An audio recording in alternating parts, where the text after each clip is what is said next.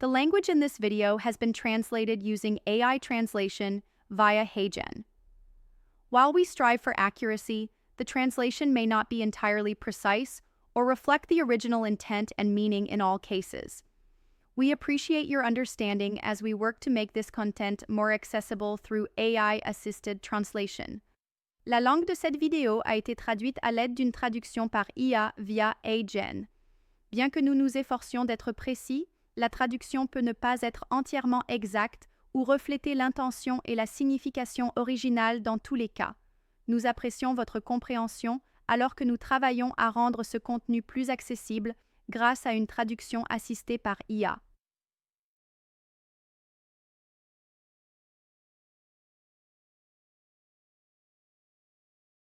Très bien, bienvenue à nouveau. Nous allons passer en revue quelques exemples pratiques sur la façon d'évaluer le profil d'un sous-ensemble de composés et aussi sur la manière d'en sélectionner un au départ. Ensuite, nous passerons à la dernière section de ce tutoriel MedChem Studio consacré à l'analyse des paires moléculaires appariées. Reprenons donc là où nous nous étions arrêtés et nous allons lire ceci. L'ensemble des 2600 composés que nous venons d'exporter, qui étaient nos produits générés à partir de la classe 1. Nous pouvons donc maintenant importer ces composés.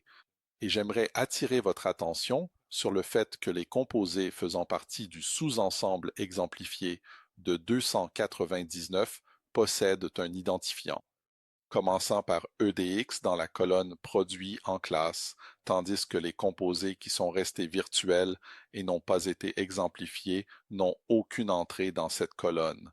Et cela va devenir important pour certaines des analyses que nous allons effectuer ensuite. La première chose que nous allons faire est de calculer les propriétés, ADMET pour ces composés.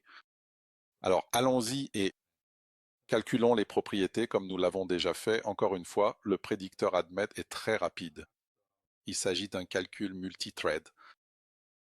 J'utilise ici un ordinateur portable standard et je l'ai configuré pour fonctionner sur 7 threads.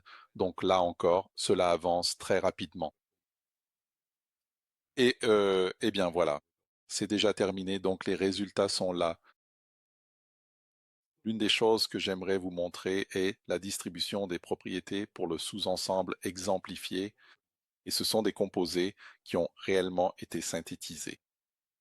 Donc si nous prenons une propriété, par exemple la solubilité ou la solubilité prédite, dans ce cas, nous devons chercher S plus SW. Alors allons-y et cherchons notre solubilité native. Modèle. Et nous allons en fait utiliser un espace logarithmique ici pour notre affichage. Voici donc la distribution pour l'ensemble des 2600 composés.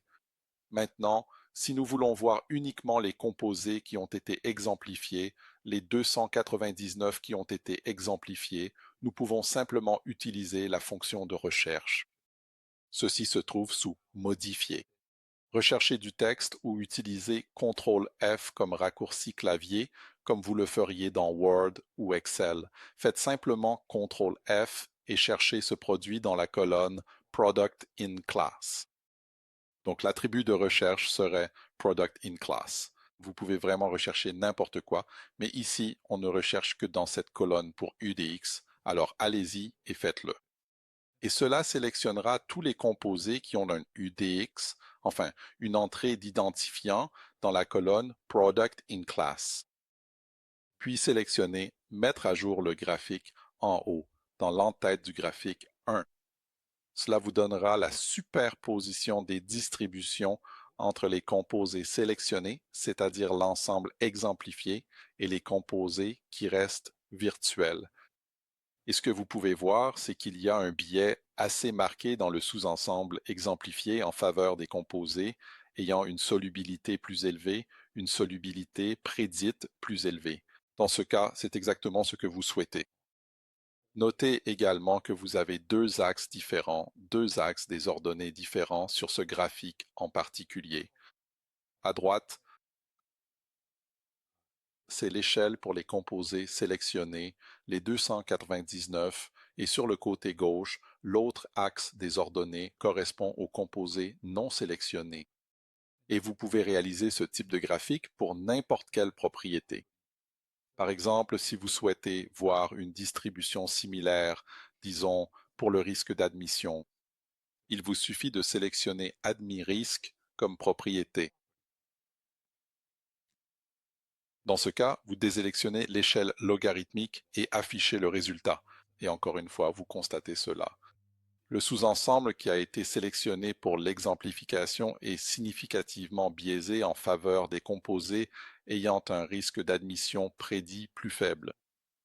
Comme vous pouvez le voir, beaucoup de travail a été consacré à la conception de ce sous-ensemble. Et ce que j'aimerais vous montrer ensuite, c'est comment vous pourriez sélectionner votre propre sous-ensemble. C'est donc vraiment assez facile à faire, très simplement. La première chose essentielle à faire est d'aller directement dans la section de la chimie et de revenir à ce que nous avons utilisé précédemment, à savoir l'option Générer des classes. Et ce que nous avons fait auparavant, c'est essentiellement du clustering. Mais maintenant, nous savons que nous avons affaire à un seul cluster. Tous ces composés proviennent en réalité de l'ancienne classe 1. Donc tous ces composés forment en réalité un seul cluster. Donc dans ce cas particulier, nous allons sélectionner superclasse unique comme option pour générer les classes et vous verrez bientôt pourquoi nous faisons cela. Et maintenant, si nous allons dans les classes, bien sûr, nous n'avons qu'une seule classe. Et à ce stade précis, vous devez clairement définir ce qui sera principalement utilisé comme squelette afin de diviser les composés ou d'analyser les composés. En termes, vous savez, de représentation du noyau et des groupes R, et la façon de faire cela maintenant est de cliquer avec le bouton droit de la souris, d'aller dans Squelette, et vous pouvez définir votre squelette en utilisant la sous-structure commune maximale. Allez-y et faites-le. Vous pouvez laisser les paramètres par défaut tels quels et sélectionner ceci. Et maintenant, voici notre squelette. J'aimerais attirer votre attention sur quelque chose d'un peu plus avancé.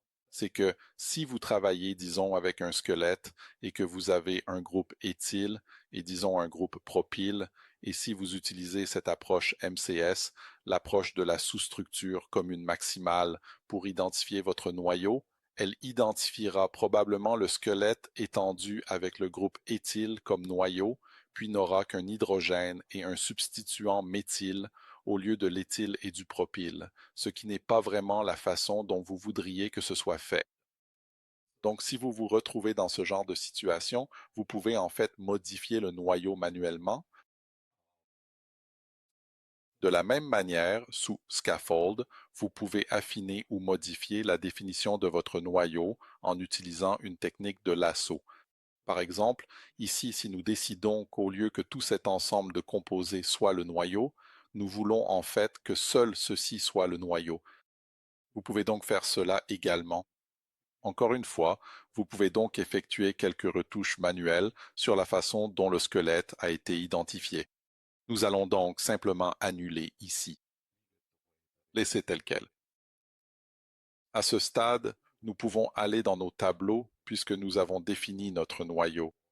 Et le logiciel vous donnera à nouveau la répartition de nos 2600 molécules en termes de noyau et de groupe R. Et à ce stade, vous pouvez effectivement passer à la sélection d'un sous-ensemble. Donc pour ce faire, sous nos tableaux, vous trouverez cette option, Trouver un sous-ensemble à l'aide des groupes R.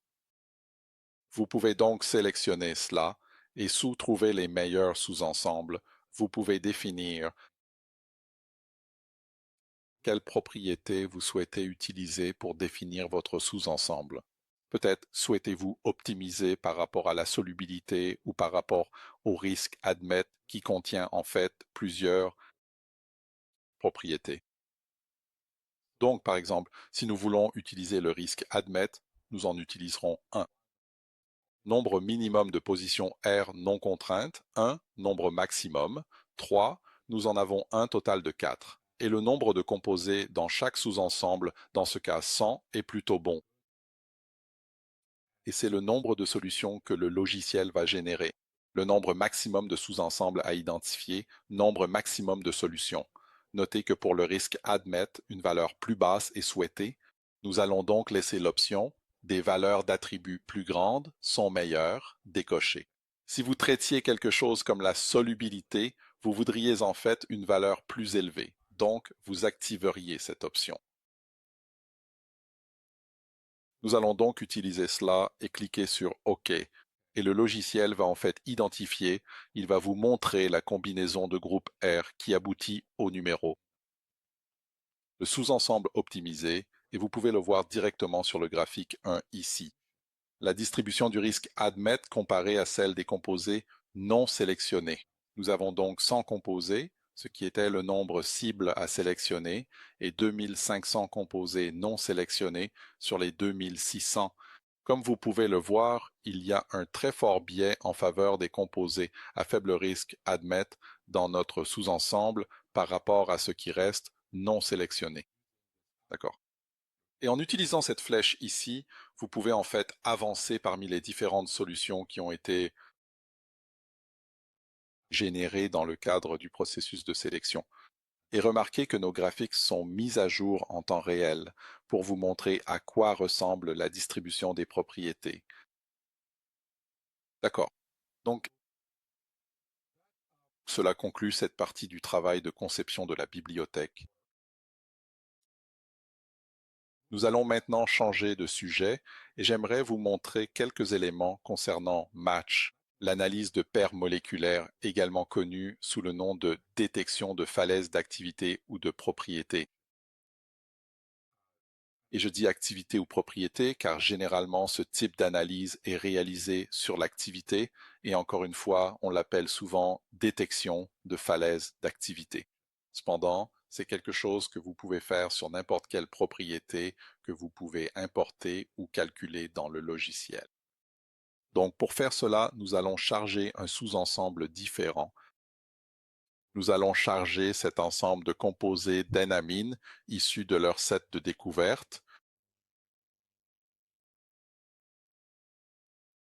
Et comme nous l'avons vu précédemment, la première étape pour réaliser ce type de travail est de calculer les propriétés. Nous allons donc faire cela, calculer, admettre les propriétés et simplement lancer le calcul. Et nous avons ici 2000 composés, donc cela va avancer assez rapidement. Et nous n'avons pas de données d'activité ici, donc nous allons simplement utiliser les propriétés pour les besoins de l'exercice.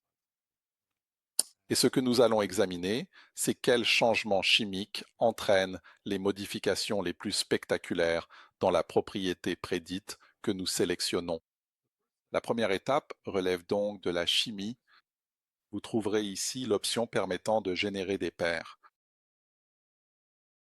Et il existe plusieurs options, mais la question la plus importante est sur quelle propriété souhaitez-vous réaliser cela?